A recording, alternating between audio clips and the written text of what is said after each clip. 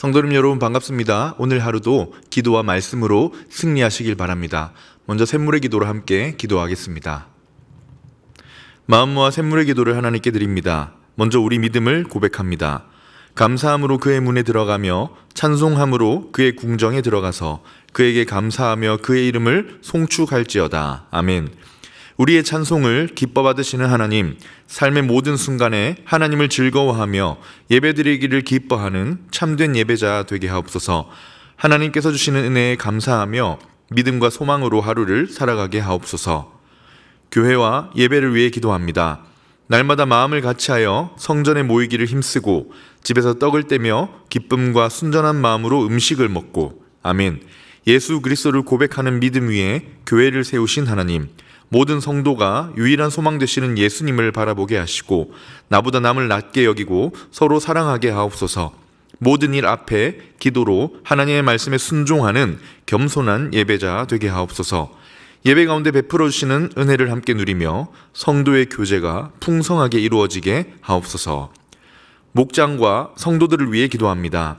이는 나 여호와 너희 하나님이 내 오른손을 붙들고 내게 이르기를 두려워하지 말라, 내가 너를 도우리라 할 것임이니라. 아멘. 우리의 형편을 아시는 하나님, 목장 가족들의 삶을 가장 선한 길로 인도하시고 긍휼히 여겨 주시옵소서. 함께 기도할 때 응답받는 은혜가 가득하게 하시고 하나님을 더욱 신뢰하는 믿음으로 자라가게 하옵소서. 다음 세대와 청년을 위해 기도합니다. 후일에 너희의 자손들이 물어 이르되 이 돌들은 무슨 뜻이냐 하거든. 아멘. 아브라함을 부르시고 믿음의 백성을 이루게 하신 하나님, 자녀를 신앙으로 바르게 양육하는 지혜를 주시고 기도로 세우는 부모가 되게 하옵소서. 하나님께 예배드리기를 가장 기뻐하는 샘물의 다음 세대가 가득하게 하시고 세상의 법칙보다 하나님의 말씀을 경외하는 청년들로 세워지게 하옵소서. 믿음의 전신갑주를 입고 세상에서 승리하는 자녀들 되게 하옵소서. 나라와 선교를 위해 기도합니다. 이는 물이 바다를 덮음같이 여호와를 아는 지식이 세상에 충만할 것임이니라. 아멘. 온 세상의 주인이신 하나님, 복음의 사명을 주시고 하나님 나라가 확장되는 놀라운 사역에 헌신할 수 있는 은혜를 주심에 감사드립니다. 단기봉사 팀원들의 모든 발걸음을 지켜주시고 함께 기도하는 성도들의 기도로 선교지에 복음이 전파되는 놀라운 은혜를 누리게 하옵소서. 선교사님들의 수고와 헌신이 열매 맺게 하시고 단기봉사팀의 방문으로 위로와 회복이 있게 하옵소서. 샘물의 모든 사역이 복음 전파의 도구로 귀하게 쓰임받게 하옵소서. 우리를 죄에서 구원해 주시고 예배자로 삼으신 예수님의 이름으로 기도합니다. 아멘. 오늘 우리에게 주신 하나님 말씀은 이사야 43장 1절에서 13절 말씀입니다. 야곱아, 너를 창조하신 여호와께서 지금 말씀하시느니라. 이스라엘아, 너를 지으신 이가 말씀하시느니라. 너는 두려워하지 말라. 내가 너를 구속하였고 내가 너를 지명하여 불렀나니 너는 내 것이라. 내가 물 가운데로 지날 때에 내가 너와 함께 할 것이라. 강을 건널 때에 물이 너를 침몰하지 못할 것이며 내가 불 가운데로 지날 때에 타지도 아니할 것이요 불꽃이 너를 사르지도 못하리니 대전하는 여호와 내 하나님이요 이스라엘의 거룩한 이요 내 구원자임이라. 내가 애굽을 너의 속량물로 구스와 스바를 너를 대신하여 주었노라. 내가 내 눈에 보배롭고 존귀하며 내가 너를 사랑하였은즉 내가 내 대신 사람들을 내어주며 백성들이 내 생명을 대신하리니 두려워하지 말라.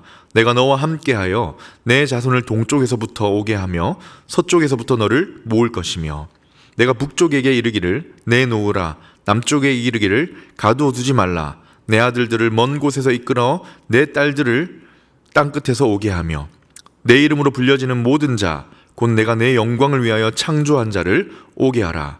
그를 내가 지었고 그를 내가 만들었느니라. 눈이 있어도 보지 못하고 귀가 있어도 듣지 못하는 백성을 이끌어내라. 열방은 모였으며 민족들이 회집하였는데 그들 중에 누가 이 일을 알려주며 이 전 일들을 우리에게 들려주겠느냐. 그들이 그들의 증인을 세워서 자기들의 옳음을 나타내고 듣는 자들이 옳다고 말하게 하여 보라. 나 여호와가 말하노라. 너희는 나의 증인 나의 종으로 택함을 입었나니 이는 너희가 나를 알고 믿으며 내가 그인 줄 깨닫게 하려 함이라. 나의 전에 지음을 받은 신이 없었느니라. 나의 후에도 없으리라. 나 곧 나는 여호와라. 나 외에 구원자가 없느니라. 내가 알려주었으며 구원하였으며 보였고 너희 중에 다른 신이 없었나니 그러므로 너희는 나의 증인이요 나는 하나님이니라. 여호와의 말씀이니라. 과연 태초로부터 나는 그이니 내 손에서 건질 자가 없도다. 내가 행하리니 누가 막으리요. 아멘. 오늘은 두려워하지 말라라는 제목으로 주시는 말씀 전하도록 하겠습니다. 두려워하지 말라.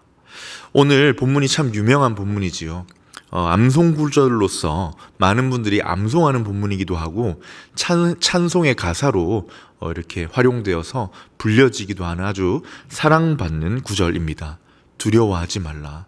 사랑하는 성도님 여러분, 두려워하지 마시기 바랍니다. 오늘은 본문을 통해 세상을 살아가는 우리가 두려워하지 말아야 할 이유가 무엇인가? 험한 세상을 살아가는 우리가 두려워하지 않아도 되는 이유가 무엇인지 함께 묵상해 보려고 합니다.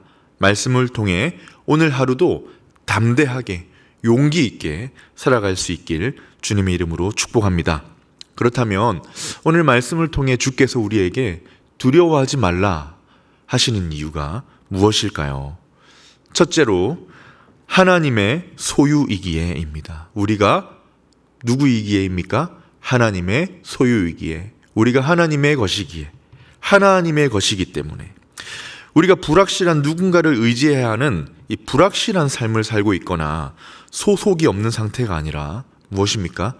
확실한 하나님의 것, 하나님의 소유이기 때문에 오늘 세상에서 두려워하지 말라라고 하는 것입니다. 오늘 읽은 본문에 몇 차례 반복해서 말씀하시는데요. 먼저 1절에 말씀하시죠. 너는 두려워하지 말라. 내가 너를 구속하였고 너를 지명하여 불렀나니 너는 내 것이라. 두려워하지 말라 하시는 이유가 무엇입니까? 굉장히 단순하죠. 너는 내 것이기 때문이다. 너는 내 소유이기 때문이다. 다른 설명이 필요가 없습니다. 우리가 오늘 두려워하지 않아도 되는 이유가 뭐냐? 하나님의 것이기 때문입니다. 하나님이 그렇게 말씀하셨어요. 두려워하지 말라. 왜냐? 너는 내 거니까. 우리 인생에 주소지가 있다면 하나님입니다. 우리 인생의 주소지, 우리가 영원히 머무를 주소지, 우리가 속한 영원한 소속되어 있는 곳, 바로 하나님. 잠시 머물러 사는 주소도 있지요. 우리의 잠시 머무르는 이 땅의 주소지가 있지만 영원한 주소지, 확실한 주소지가 있는데 바로 하나님이라는 주소입니다. 우리는 하나님께 속한 하나님의 소유다. 돌아갈 집이 없다면, 늘 머물 곳을 찾아다니며 전전긍긍해야 한다면 불안하겠지요. 그러나 우리가 세상을 살아가면서 두려워하거나 불안하지 않아도 되는 이유, 사실 그러지 않아도 되는 이유가 있는데 무엇이냐? 우리에게 분명한 주소, 하나님이 계시기 때문입니다. 우리는 하나님의 소유이기 때문입니다. 그래서 우리는 안전합니다. 하나님의 것이기 때문에 그분이, 우리를 소유하신 그분이 우리를 책임지십니다. 소유권을 가지신 분이 결정도 하시고요. 소유권을 가지신 분이 보호도 하시고, 이 소유권을 가지신 분이 끝까지 우리를 책임져 주십니다. 그러니 다른 이유가 없습니다. 두려워하지 말라. 왜냐? 너는 내 것이라. 그래서 2절에 이렇게 말씀하시죠. 내가 물 가운데로 지날 때에 내가 함께할 것이고 강을 건널 때에 물이 너를 침몰하지 못할 것이고 네가 불 가운데 지날 때에 타지도 않고 불꽃이 너를 사르지도 못한다. 왜입니까? 너는 내 것이기 때문이다. 세상 살아갈 때, 여러 어려움과 고난을 만날 때, 때로 불을 통과하는 것 같은 큰 시련을 당할 때 너는 안전할 것이다. 왜냐? 너는 내 것이기 때문이라. 사랑하는 성도님 여러분, 오늘 세상을 살아가며 사실 우리가 두려워질 때가 많죠.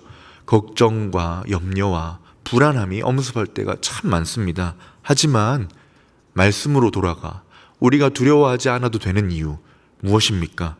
우리가 하나님의 것이기 때문입니다. 전능하신 팔로 우리를 소유하고 계신 하나님의 소유, 우리를 빼앗을 자가 없는 강한 팔로 우리를 잡고 계신 하나님의 소유이기 때문입니다. 사랑하는 성도님 여러분, 하나님의 소유이신 여러분, 오늘도 주 품 안에 평안하시기를 축복합니다. 두려워하지 말아야 할 이유, 하나님의 소유이기 때문이라고 했는데요. 두 번째 이유, 보배롭고 존귀한 존재이기 때문입니다.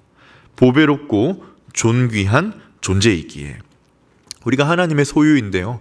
하나님이 우리를 소유하셨다, 우리가 하나님의 것이다, 이것으로도 굉장히 중요하죠. 굉장히 힘이 있습니다. 그런데 그 소유 중에서도 그냥 많은 소유 중에 하나, 평범한 소유 중에 하나가 아니라 어떤 소유라고 하십니까? 하나님이 정말 보배롭게 여기고 존귀하게 여기고 아끼시는, 가장 아끼는 소유다라고 합니다. 사랑하는 여러분, 여러분은 하나님의 소유 중에서도 보배롭고 존귀한 존재이심을 마음에 꼭 기억하시기 바랍니다. 4절에 나오지요. 내가 내 눈에 보배롭고 존귀하며. 근데 사실 한편으로 보배롭고 존귀하다는 말이 우리에게 다가올 때 마음에 다 담기지 않는 큰 언어라는 생각이 듭니다. 너무 귀한 표현이긴 하지만, 그래서 감동이 되는 표현이긴 하지만, 한편으로는 내가 과연? 이라는 의문이 들 수도 있고 기분 좋으라고 하는 말인 것처럼 들릴 수도 있습니다. 왜냐하면 내가 나를 봐도 실수가 많고 실패도 많고 참 연약한 존재, 깨어진 인생이란 생각이 들기 때문이죠. 이런 나에게 보배롭고 존귀하다, 위로가 되고 뭔가 마음에 큰 어떤 소망이 되긴 하지만 과연 맞을까 하는 생각이 드는 것이 사실입니다. 그러나 그건 우리의 감정이고 하나님의 말씀을 통해 뭐라고 하십니까? 너는 나에게 보배롭고 존귀하다. 그것도 뭐라고 하세요? 내 눈에 너는 보배롭고 존귀하다. 깨어진 그릇과 같은 우리인데 보배롭고 존귀하게 보신다는 것입니다. 그리고 우리를 그렇게 만들어 가시고 빚어 가신다. 연약하고 깨어진 인생이지만 하나님이 그렇게 보시는 겁니다. 그래서 아가서에 이런 말씀도 있죠. 내가 비록 검으나 아름다우니. 비록 검고 모가 나 있고 연약한 존재, 감히 설 수 없는 부족함을 가득 안고 있는 존재이지만 하나님이 나를 아름답고 보배롭고 존귀한 눈으로 보신다는 것입니다. 그래서 내가 비록 연약하나 존귀하다, 보배롭다. 그래서 세상에서 두려워할 필요가 없다고 선포하십니다. 사랑하는 여러분은 하나님이 보시기에 그런 존재입니다. 보배롭고 존귀한 주의 자녀. 그렇기 때문에 하나님은 우리를 소중히 다루십니다. 그렇게 보시는 것만이 아니라 그렇게 여기시고 마음에 우리를 그렇게 품으시기 때문에 실제 우리를 그런 존재로 대하십니다. 귀한 물건이면 어떻습니까? 아무 때나 던져놓지 않지요. 아무렇게나 널버려 두고 필요할 때 가끔 생각날 때 찾아보지 않습니다. 귀하면 소중히 다룹니다. 여러분, 귀한 반지 어디에 두십니까? 빼서 아무데나 올려놓고 막 뒹굴뒹굴 다니게 놔둡니까? 소중히 다루지요. 여행을 가도 그래요. 귀한 것은 잃어버릴까봐 품속에 넣고 다니지 않습니까? 하나님이 우리를 그렇게 대하신다. 그래서 세상을 살아가며 두려워하지 않아도 되는 이유가 무엇입니까? 우리를 하나님이 보배롭게 다루시기 때문입니다. 존귀하게 다루시기 때문입니다. 그런 존재로 우리를 품고 계시기 때문이에요. 우리가 세상을 살아가면서 두려워하지 않아도 되는 이유, 두려워하지 말아야 할 이유에 대해서 묵상하는데, 우리가 하나님의 소유이고 소유 중에서도 정말 보배롭고 존귀한 존재이기 때문이라고 했습니다. 마지막 한 가지, 우리가 사랑받는 자녀이기 때문입니다. 하나님의 사랑받는 자녀이기 때문에. 4절을 읽어보면 내가 내 눈에 보배롭고 존귀하며 내가 너를 사랑하였은즉 내가 너 대신 사람들을 내어주고 백성들이 너의 생명을 대신하리니. 무슨 말씀입니까? 내가 너를 사랑하였기 때문에 너를 구원할 것이고 사랑하였기 때문에 너를 반드시 내가 지키겠다. 자녀라는 존재는 다 귀합니다. 그런데 엄밀히 따지고 보면 자녀라고 해서 다 같진 않을 때가 있죠. 때로 좀 잘 못하면 미움을 받은 자녀도 있고요. 조금 눈 밖에, 그러지 않길 바라지만 눈 밖에 나는 자녀가 있을 수도 있습니다. 그러나 하나님이 우리를 어떤 자녀라고 하십니까? 눈 밖에 난 자녀, 조금 눈에 못 미치는 자녀, 조금 더 노력이 필요한 자녀가 아니라 사랑받는 자녀다. 에베소서 5장 1절을 세번역으로 번역한 걸 읽으면 이렇게 됩니다. 그러므로 여러분은 사랑을 받는 자녀입니다. 하나님의 사랑을 받는 자녀답게 하나님을 본받는 사람이 되십시오. 주께서 우리를 뭐라고 부르십니까? 사랑을 받는 자녀. 여러분, 우리는 사랑을 받는 자녀지 미움받거나 끊임없이 인정을 받아야 되는 자녀가 아닙니다. 우리의 존재는 내 감정에 따라 이리저리 바뀌는 자녀가 아닙니다. 우리는 정말 안전한 신분을 가지고 있는데 사랑을 받는 자녀입니다. 내가 조금 못하고 좀 부족하다고 해서 이 사랑에서 벗어나 미움을 받는 것이 아닙니다. 정말 안전한 위치에 있는데요. 하나님이 사랑을 받는 자녀로 보고 계시기 때문입니다. 성경은 곳곳에서 하나님이 우리를 사랑하신다고 합니다. 오늘 본문 전체가 사실은 그걸 선포하고 있어요. 하나님의 사랑 고백입니다. 우리를 부르실 때 6절에 보면 내 아들, 내 딸이라고 굉장히 친근한 언어로 말씀하시고 7절에도 내 이름으로 불려지는 자라고 하시고 무엇보다 1절에 보면 이렇게 말씀하시죠. 이름을 부르십니다. 야곱아, 야곱아, 너를 창조하신 여호와께서 말씀하시느니라. 여기에 여러분의 이름을 넣으시면 됩니다. 영환아, 누구야, 누구야, 너를 창조하신 하나님이 말씀하시느니라. 너는 사랑을 받는 내 자녀다. 사랑을 받으면 예뻐진다고 하죠. 왜냐하면 자존감이 막 올라가기 때문입니다. 아기를 떠올려 보십시오. 이제 태어나서 걸음마를 막 시작하는 아기, 이렇게 손잡아주면 아장아장 걷는 아기, 웃으면서 내 품에 안겨 생글생글 웃는 아기, 자녀.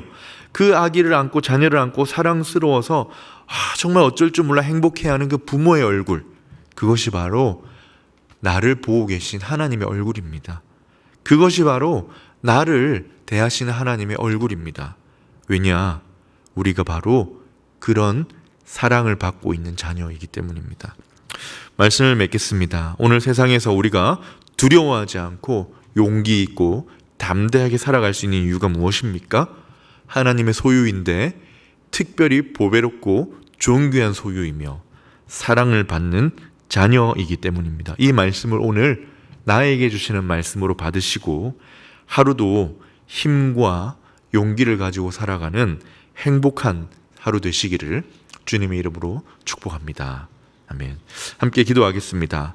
오늘 하루도 담대하고 평안하게 하옵소서. 혹시 나에게 근심과 걱정, 여러 어려움이 있다 하더라도 두려워하지 않을 이유가 성경에 있는데 내 마음에 새기고 믿음으로 받게 해 주시옵소서. 또한 담봉팀을 위해서 기도하겠습니다. 이번 주 금요일에는 발리팀이 출발합니다. 은혜롭고 안전하게 잘 다녀올 수 있도록 기도해 주시고 계속해서 영국, 키르기스탄 그리고 말랑팀이 이렇게 출발합니다. 계속해서 담봉팀을 위해 기도하신 후에 개인의 기도 제목으로 기도하도록 하겠습니다.